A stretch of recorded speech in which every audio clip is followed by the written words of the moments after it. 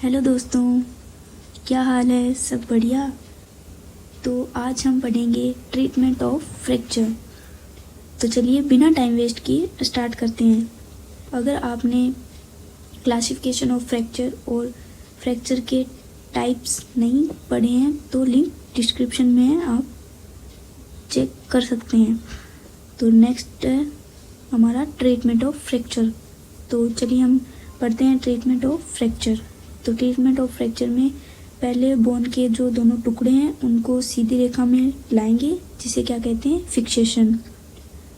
उसके बाद है प्रक्रिया में बोन माइटोसिस डिवीजन की वजह से जुड़ती है, मतलब कि समसूत्री विभाजन है उसकी वजह से बोन जुड़ती है। सबसे ज़्यादा योगदान इसी का होता है। लेकिन बोन सीधी रेखा में जुड़े, इसके लिए बोन के दोनों टुकड़ों को सीधी रेखा में लाकर स्थिर कर दिया जाता है। यानी बोन एकदम सीधी रेखा में जुड़े, इधर उधर ऐसे ऊबड़ खाबड़ ना जुड़े, उसके लिए बोन को एक सीधी रेखा में लाते हैं और फिक्स कर देते हैं। उसे कहते हैं फिक्सेशन, इमोबिलाइजेशन, और हिंदी में स्थिरीकरण भी कहते हैं। तो अब इमोबिलाइजेशन के भी दो प्रकार होते हैं। एक होता है एक्सटर्नल फिक्सेशन, एक होता है इंटरनल फिक्सेशन।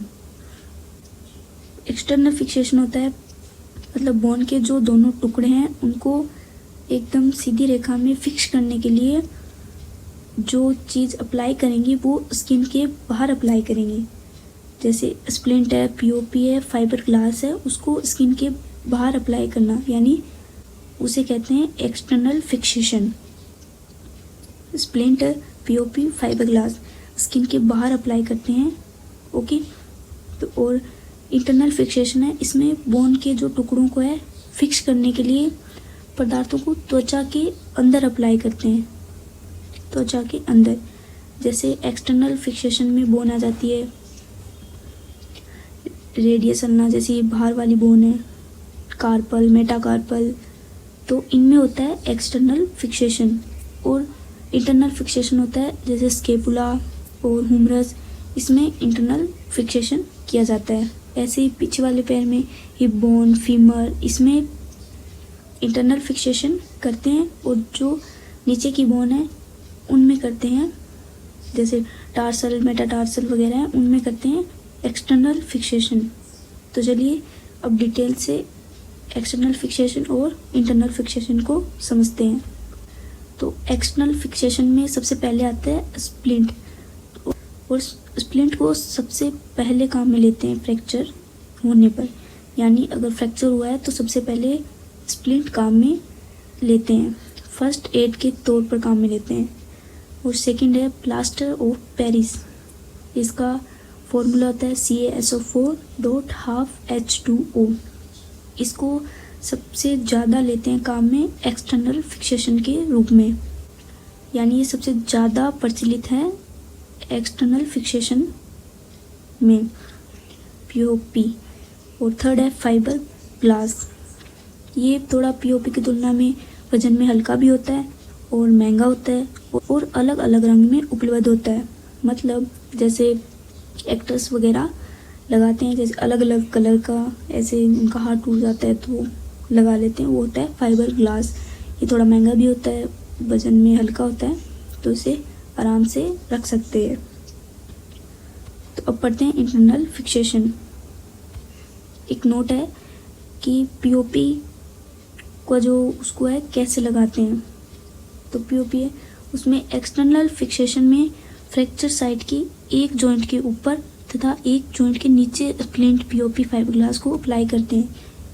फ्रैक्चर जहाँ हुआ है उससे एक जॉइंट ऊपर और एक जॉइंट नीचे, ताकि बोन हिले नहीं, उसके लिए पीओपी को एक जॉइंट ऊपर और एक जॉइंट नीचे फ्रैक्चर साइट के अप्लाई करते हैं। उसके बाद बैंडेज में पीओपी पाउडर को मिक्स करके 30 से 35 डिग्री तापमान वाले गुनगुने पानी में डुबोएं। पीओपी पाउडर है और बैंडेज है, उन दोनों को मिक्स करेंगे और 30 से 35 टेम्परेचर है उस गुनगुने पानी में डुबोएंगे। ये टेम्परेचर फिक्स है, इतना ही होगा तभी सही से प्लास्टर कर पाएंगे। ठीक है, गुनगुने पानी में डुबो दिया और ताकि त्वचा पर अप्लाई करते समय क्या हो, सॉलिडिफिकेशन उचित समय पर हो, यानी कि कम से कम समय में वो सॉलिड हो जाए, उसके लिए ये टेम्परेचर फिक्स है। इतने ही टेम्परेचर में गुनगुने पानी में डुबोएंगे तो अच्छा रिजल्ट मिलता है। आगे है इंटरनल फिक्सेशन, जैसे स्केपुला, ह्यूमरस, उनमें फ्रैक्चर हो जाता है तो इंटरनल फिक्सेशन काम में लेते हैं। तो इंटरनल फिक्सेशन में सबसे पहले है इंट्रामेडुलरी पिनिंग। देखो, ह्यूमरस एंड फीमर के फ्रैक्चर के ट्रीटमेंट में TX को कहते हैं ट्रीटमेंट शॉर्ट फॉर्म में। और सेकंड है ट्रांसफिक्सेशन, रेडियस अल्ना टीबिया के फ्रैक्चर में जो फ्रैक्चर होता है उसके ट्रीटमेंट में ट्रांसफिक्सेशन काम में लेते हैं। थर्ड है बोन प्लेट, ये सबसे मजबूत तरीका है। और फोर्थ है ऑर्थोपेडिक वायरिंग, जब बोन के ज़्यादा टुकड़े हों तो ऑर्थोपेडिक वायरिंग काम में लेते हैं। मल्टीपल फ्रैक्चर हो जाता है तब ऑर्थोपेडिक वायरिंग काम में लेते हैं। फिफ्थ बोन स्क्रू, टेंडन वेंड वायरिंग, इंटरडेंटल वायरिंग। टेंडन वेंड वायरिंग एवल्जन फ्रैक्चर के ट्रीटमेंट में काम में लेते हैं। और इंटरडेंटल वायरिंग जो कैमल के है वो मैंडिबल में फ्रैक्चर हो जाता है तो उसके ट्रीटमेंट में इंटरडेंटल वायरिंग काम में लेते हैं। तो इनके बारे में भी थोड़ा डिटेल में पढ़ लेते हैं। फर्स्ट है IMP यानी इंट्रामेडुलरी पिन।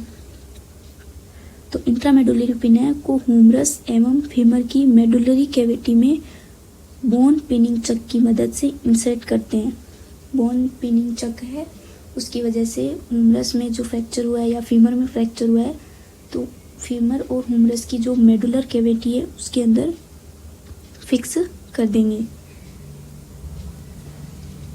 सीप और गोट छोटे होते हैं तो उनमें एक ही इंट्रामेडुलरी पिन पर्याप्त होती है। सेकंड में मतलब काऊ बफेलो ये बड़े होते हैं तो इनमें दो से ज़्यादा इंट्रामेडुलरी पिनिंग भी काम में लिया जाता है, जिसे कहते हैं स्टक पिनिंग। ये है पिन 2, इन 2 पिनों को ऐसे लगा दिया, इसे कहते हैं IMP। ये है pin IMP, intramedullary pin. Next है ट्रांसफिक्सेशन, बोन के दोनों टुकड़ों थोड़ी टाइपिंग मिस्टेक है, बोन के दोनों टुकड़ों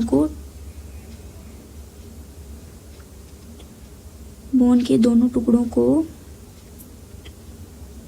ट्रांसवर्ली गुजारते हैं तथा स्थिर कर देते हैं। जैसे डायग्राम में बोन के ऐसे ट्रांसफर गुजार दिया पिन और इसको फिक्स कर दिया, ऐसे दो एकदम सीधा ऐसे फिक्स कर दिया, उसे कहते हैं ट्रांसफिक्सेशन रेडियस अल्ना और टीबिया में। नेक्स्ट है बोन स्क्रू। बोन स्क्रू में होता है जैसे बोन के कॉर्टिकल पार्ट और बोन के कैंसलस पार्ट, यानी एक स्क्रू लगाएंगे बोन के कॉर्टिकल पार्ट तक और एक स्क्रू लगाएंगे कैंसलस पार्ट तक, तो ये होता है बोन स्क्रू, एक स्क्रू की टाइप की तरह। तो एक स्क्रू लगाएंगे कॉर्टिकल पार्ट तक और एक लगाएंगे कैंसलस पार्ट तक। ओके, नेक्स्ट है फ्रैक्चर के ट्रीटमेंट का 4R प्रिंसिपल, यानी फ्रैक्चर की साइट को पहचानेंगे उसे क्या कहते हैं, बोन को एकदम दोनों टुकड़ों को सीधी रेखा में लाना उसको क्या कहते हैं, और फिक्सेशन का जो तरीका काम में लेते हैं उसे क्या कहते हैं, बोन का जुड़कर पहले जैसी स्थिति में आना उसे क्या कहते हैं। तो बोन है उसका फ्रैक्चर साइट है तो उसको फ्रैक्चर जहाँ हुआ है उसे पहचानने के लिए उसे कहते हैं रिकॉग्नाइजेशन, यानी सबसे पहले जहाँ फ्रैक्चर हुआ है उसको पहचानेंगे यानी रिकॉग्नाइजेशन करेंगे। सेकंड है रिडक्शन, यानी बोन के टुकड़ों को सीधी रेखा में लाना क्या कहलाता है, रिडक्शन, एकदम सीधी रेखा में लाना रिडक्शन। थर्ड है रिटेंशन, रिटेंशन होता है यानी बोन को जो फिक्स करने का जो तरीका काम में लेते हैं उसे कहते हैं रिटेंशन। थर्ड है रिहेबिलिटेशन, यानी बोन जुड़कर पहले जैसी स्थिति में आना, यानी बोन एकदम सही तरीके से जुड़ गई है, एकदम फ्रैक्चर सही हो चुका है, उसे कहते हैं रिहेबिलिटेशन। नेक्स्ट है फ्रैक्चर हीलिंग के स्टेप्स, टोटल 4, यानी फ्रैक्चर हीलिंग के 4 स्टेप होते हैं, जिसमें शुरुआती 24 आवर्स में हीमेटोमा बनता है और उसके 1-2 घंटे में सॉफ्ट कैलस बनता है और उसके बाद 3 से 4 सप्ताह बाद प्राइमरी बोन कैलस बनता है और 4 से 8 सप्ताह में सेकेंडरी बोन कैलस बनता है। तो दोस्तों ये था हमारा ट्रीटमेंट ऑफ फ्रैक्चर, और नेक्स्ट क्लास में हम फ्रैक्चर टॉपिक के प्रीवियस ईयर क्वेश्चन सॉल्व करेंगे। और आपके लिए एक कमेंट सेक्शन में क्वेश्चन है, आंसर देने की कोशिश ज़रूर करें। नेक्स्ट क्लास मिस ना हो उसके लिए चैनल को लाइक, शेयर एंड सब्सक्राइब करना मत भूलना। मिलते हैं नेक्स्ट क्लास में। Thank you.